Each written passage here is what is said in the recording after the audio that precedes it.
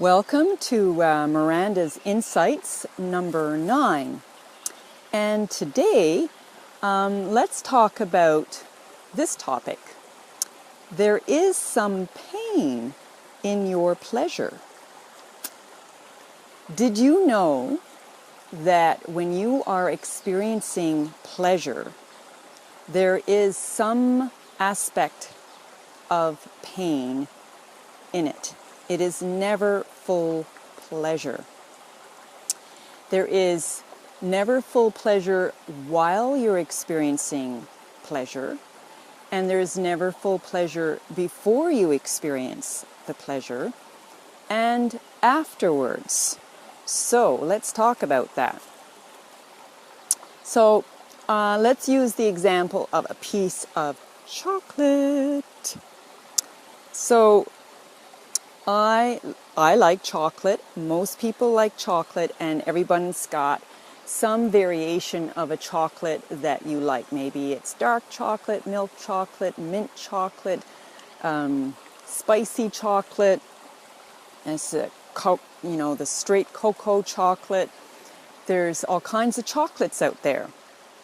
So we as human beings have a natural tendency to be attracted to pleasurable tastes and experiences. And so let's use chocolate as one of them. Coffee could be another one, sugar could be another one, but we'll use chocolate. So where is the pain in the pleasure? So first of all, pain basically is that everything in this world is breaking down, it's disintegrating, it's coming together, it's forming. There is a constant pressure. It's like this atmospheric pressure on Earth. Even in the stars, there is this constant pressure, a pushing, a melting, a disintegration, and then a rising of things. All of the elements on Earth are under some kind of stress or pressure to change. So there is nothing in existence, in physical existence, that can withstand or try to maintain or hold a permanent self or entity for any period of time, not even a split second.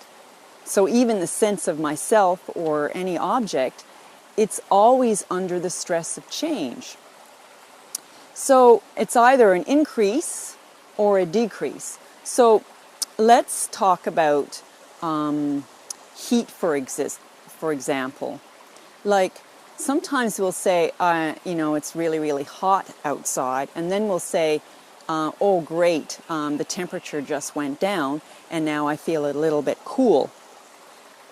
So when I say that I am cold or I'm cool, it's really just that there is just a scale of heat, and it's either an increase of heat or a couple of degrees lower, then it's the perfect temperature for my body, so I'll say, oh, that's perfect, or it'll decrease even more, and then it's too cold. So then I'll say it's too cold.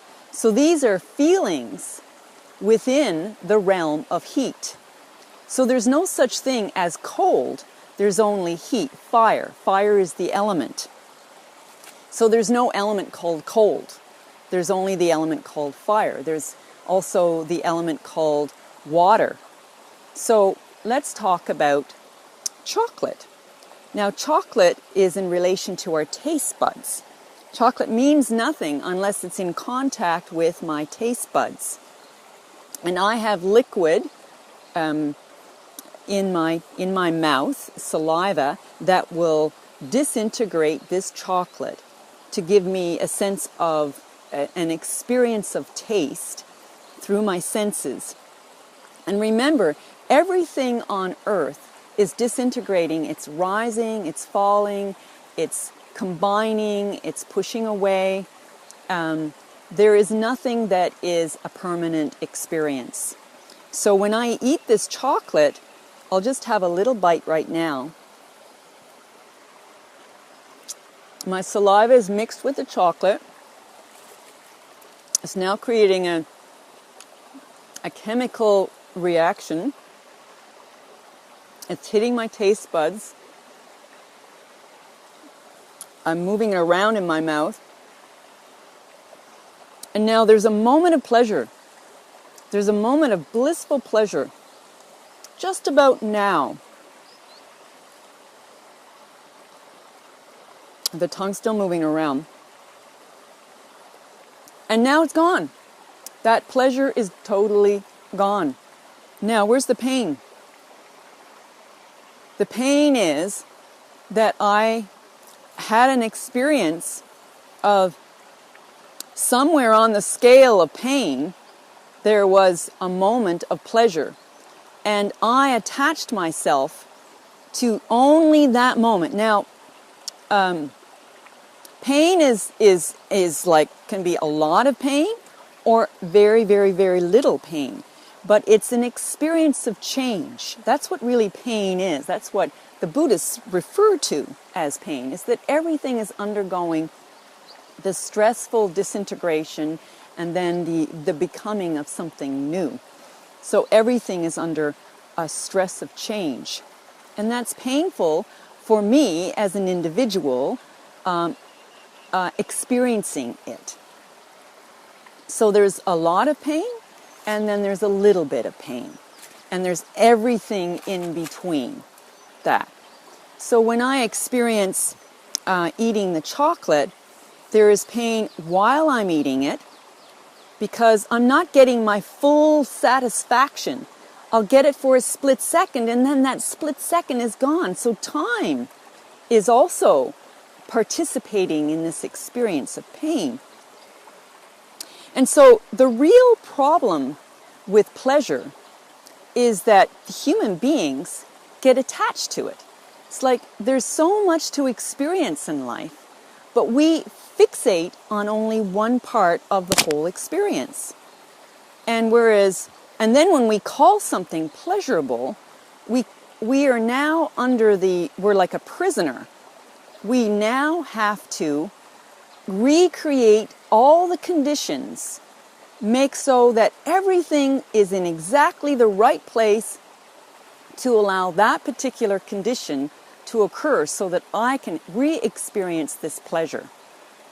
So it's a very difficult thing, and our whole society is based on this. Think about it. Everything that we create, all the manufacturers out there are trying to manipulate what nature is just saying it's coming and going. But our society is trying to get exactly what satisfies our human preferences. So it's a big manipulation in order to get that exact taste or that exact experience. Everything in the whole of nature has to be manipulated by human beings in order to get what we think we want. So we get attached to a taste, and that's painful. My yearning for it, my desire for it, I'm constantly thinking about my chocolate. Even yesterday, I had a piece of chocolate, and I wanted that piece of chocolate at a specific time, at a certain time, under certain circumstances. And then when I had it, I had a moment of bliss, but as soon as the moment of bliss disappeared, I went into what happens after the experience is like, now there's pain about I no longer have my chocolate. Where am I going to find new chocolate? How am I going to get that chocolate to be exactly the taste that I want it to be? And that's a problem too. That's another part of the suffering, the scale of suffering. And you think about everything like the chocolate has pressure and tension by the forces of the universe. An example of suffering is you could have your perfect chocolate and get it at the right time, and then an hour later you can have that same chocolate and it will be a horrible experience. I'll give you an example. I was, one time I was riding on a bus. I bought some chocolate, ride on the bus, and it was really, really hot. I ate some chocolate before I got on the bus, and then when I got on the bus, I noticed that my chocolate was all melted because of the heat. And then I thought, oh, I better eat my chocolate before it melts, it gets all over everything. And then I had a taste of the chocolate. Afterwards, I started to get pain in my stomach. So the chemical reaction, the chemistry of the heat and the chocolate no longer fit my taste buds anymore, and then of course my body didn't respond well to it. So we are under constant change, and so whatever we call pleasure is a problem, because we are open to experience the whole gamut of experiences. And what we do is we fixate on one point on the whole scale. And then we have to manipulate everything in order to make it that way again. So that's a problem. So the question now would be, how can we, or you, or I, have the experience of eating chocolate or having our coffee or anything that is so-called pleasurable in the moment, one little moment of the scale of pain? How can we be free of pain while we're having the experience of pleasure? So the answer is, open your mind to the whole scale. Like, there's a whole scale of heat. There's all kinds of temperatures. Open up to not only the perfect one for your body, but there's all kinds of heat out there. In the same way, we're going to open up to all kinds of tastes. There's salty, there's astringent, there's neutral, there's tart, there's sweet, there's many, many levels within all of those tastes. They're all available. So our job, in order to stay free of pain, is to accept whatever is, and don't call it pleasant or unpleasant, painful or desirable, so that you can avoid hankering for more and then creating more mind and dissatisfaction, so that you can just be open to whatever is and accept it. So if your chocolate is not exactly the way you want it, you're not going to experience the pain.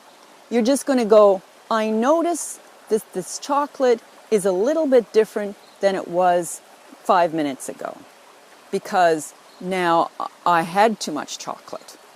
I just had too much chocolate. Now it's not the same experience anymore. So that's how we can become free while we're experiencing pleasurable moments, is to know that pleasure is only one little degree on the whole scale of all kinds of experiences.